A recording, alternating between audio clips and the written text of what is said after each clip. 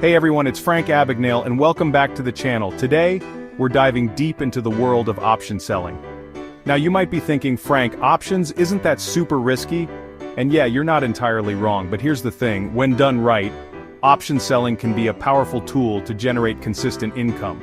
We'll uncover the strategies I've used to navigate the markets and come out on top. But remember, this isn't a get-rich-quick scheme. Understanding the risks is just as important as knowing the potential rewards. So, buckle up, hit that subscribe button, and let's get started. Let's kick things off with selling call options. Now, when you sell a call option, you're essentially promising to sell a stock at a certain price called the strike price, on or before a specific date. Think of it like this. Your friend wants to buy your old bike, but they're not sure if they'll have enough money until next week. They offer you $50 to hold on to the bike for them. That's your premium. If they have the cash next week and the bike's worth less than what they promised, they'll buy it. But what if your bike suddenly becomes a collector's item, and now it's worth $500? Tough luck, you have to sell it for the price you agreed upon. That's the risk with selling calls. The potential for unlimited loss if the stock skyrockets. Now there are two main ways to sell call options, naked and covered. A naked call is when you sell an option without actually owning the underlying stock. Super risky. Imagine promising to sell your neighbor's car without their permission. On the other hand, a covered call is when you already own the stock. You're essentially selling someone the right to buy your stock at a higher price. It's like selling that bike you already own. Limited risk, but also limited reward. Here's an example. Say you sell a call option for Apple at a strike price of $150. If Apple stays below $150, you keep the premium, and life is good. But if Apple jumps to, say, $200, you'll have to sell it at $150, missing out on that extra profit. So remember, selling calls can be a great way to generate income, but only if you're comfortable with the potential downsides. Now let's flip the script and talk about selling put options. Imagine instead of selling your bike, you're offering to buy your friend's skateboard for a set price. They pay you a premium to hold on to that promise. This is essentially what you're doing when you sell a put option. You're agreeing to buy a stock at a certain price, the strike price, if it falls below that level. Just like with calls, there are naked puts and cash-secured puts. A naked put means you're selling the option without having the cash readily available to buy the stock if it drops. Risky business. A cash-secured put, on the other hand, means you have enough money set aside to buy the stock if the option buyer decides to exercise. It's like having the cash ready to buy that skateboard, even if its value plummets. Let's say you sell a put option for Tesla with a strike price of $200. If Tesla stays above $200, you keep the premium, and you're golden. But if Tesla crashes down to $150, you're obligated to buy those shares at $200, even though they're now worth less. The good news is, your loss is capped at the strike price, minus the premium you received. So, selling puts can be a great way to potentially profit from a market downturn. But just like with calls, it's crucial to understand the risks involved. Now, you might be wondering, Frank, if option selling has all these risks, why would anyone do it? Well, let me tell you, the allure of selling options lies in its potential rewards. Picture this, you're sitting on a beach, sipping lemonade, and money is flowing into your account. All thanks to the magic of options premiums. That's the dream, right?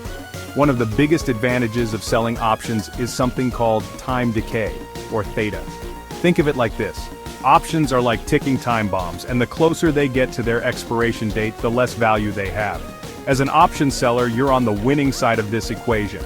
Every day that goes by without the option being exercised is a win for you. You're basically like a landlord collecting rent, except instead of an apartment, you're renting out the possibility of buying or selling a stock.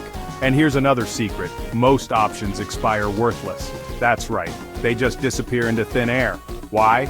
Because the stock market is unpredictable, and most of the time the price doesn't move drastically enough to make exercising the option worthwhile.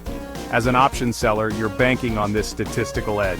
You're essentially the house in a casino, and the odds are in your favor, as long as you manage your risk effectively. Okay, I've painted a rosy picture so far, but let's get real for a second. Option selling isn't for the faint of heart. It's crucial to understand the risks involved before you even think about diving in. Remember those naked call options I mentioned earlier? Yeah, those can be especially dangerous. If the stock price shoots up unexpectedly, your losses can be unlimited, like seriously unlimited. It's like jumping out of a plane without a parachute and hoping for a soft landing. Another thing to keep in mind is the capital requirement. Selling options requires margin, which means you need to have a significant chunk of change set aside as collateral. It's like putting a down payment on a house. You need to have skin in the game.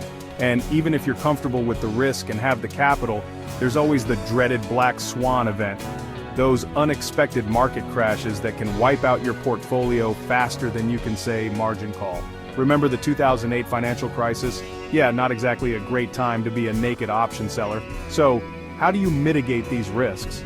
Well, that's where things get interesting. It's all about having a solid strategy, managing your position sizes, and never, and I mean never putting all your eggs in one basket. Now that I've thoroughly scared you, let's talk about some strategies to help you navigate the wild world of option selling. Remember those covered calls we talked about earlier? That's one way to limit your risk. By owning the underlying stock, you're essentially putting a cap on your potential losses. It's like wearing a helmet when you go skydiving, still risky, but at least you've got some protection. Another popular strategy is the cash-secured put. This is where you sell a put option, and simultaneously set aside enough cash to buy the stock if the option buyer exercises. Think of it like this. You're offering to buy your neighbor's car for $10,000, and you have that $10,000 sitting in your bank account ready to go. It's a conservative approach, but it can still generate decent income. For those feeling a little more adventurous, there's the iron condor. This strategy involves selling both call and put options with different strike prices, creating a range where you believe the stock price will stay within. It's like setting up a net to catch the falling stock, but if it breaks through, you could be in trouble. And finally, we have credit spreads. This strategy involves selling an option and simultaneously buying a further out-of-the-money option, limiting your potential losses.